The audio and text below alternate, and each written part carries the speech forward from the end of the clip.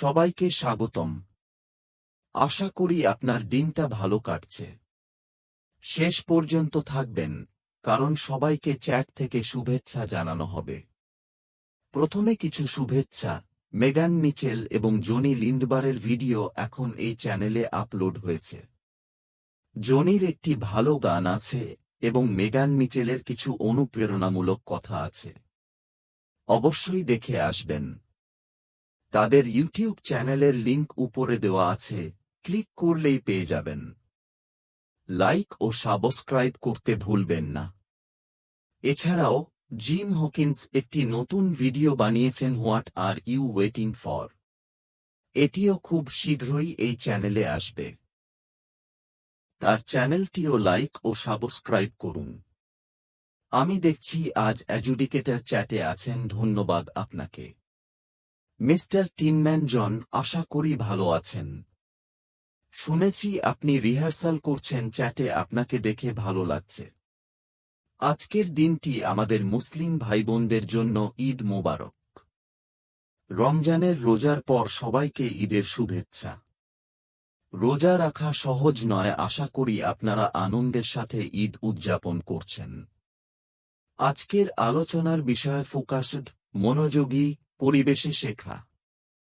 আমরা নতুন ওয়েব পেজের ফ্রন্ট পেজ থেকে বিষয়গুলো নিয়ে বিস্তারিত আলোচনা করছি। আজকের বিষয় ফোকাসড এনভায়রনমেন্টে শেখার উপকারিতা।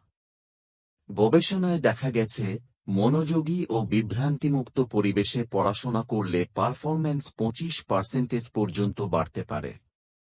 কারণ এতে মনোযোগ বাড়ে এবং অপ্রয়োজনীয় চিন্তা কমে যায়। এই কারণেই ভিক্টোরি উইথ অ্যাশ প্ল্যাটফর্মে শেখার পরিবেশ এমনভাবে তৈরি করা হবে যাতে আপনি অল্প সময়ে বেশি শিখতে পারেন। ফোকাসড পরিবেশে শেখার উপকারিতা। এক, তথ্য ভালোভাবে মনে রাখা যায়। ছোট ছোট সময়ে মনোযোগ দিয়ে পড়লে বিষয়টি ভালোভাবে বোঝা যায় এবং দীর্ঘদিন মনে থাকে। 2, শেখার চাপ কমে যায়। পরিষ্কার ও গুছানো পরিবেশে মস্তিষ্ক শুধু শেখার কাজেই মনোযোগ দিতে পারে। 3, ভালো ফলাফল পাওয়া যায়। ভালো আলো, কম শব্দ আর আরামদায়ক পরিবেশ পড়াশোনায় ভালো ফল এনে দেয়। 4, আগ্রহ ও মোটিভেশন বাড়ে।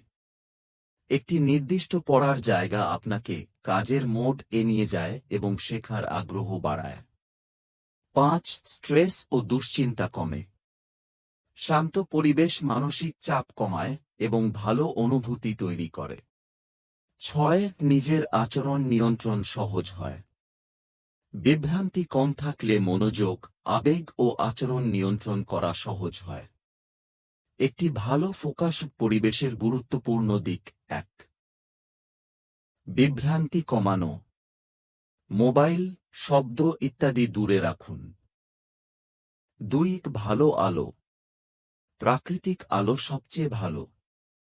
কৃত্রিম আলো যেন চোখে না লাগে। 3, আরামদায়ক পরিবেশ। চেয়ার ও বসার জায়গা আরামদায়ক হতে হবে। 4, গুছানো পরিবেশ। অগোছালো পরিবেশ মনোযোগ নষ্ট করে। শেষ কথা, আপনার শেখার ধরন অনুযায়ী পরিবেশ তৈরি করুন, চুপচাপ বা হালকা শব্দের মধ্যে, যেটা আপনার জন্য ভালো কাজ করে। ঠিকভাবে পরিবেশ তৈরি করতে পারলে আপনি অল্প সময়ে বেশি শিখতে পারবেন। এটাই আজকের আলোচনা। আশা করি বিষয়টি আপনাদের ভাবতে সাহায্য করেছে, আপনি কিভাবে নিজের শেখার পরিবেশ তৈরি করবেন।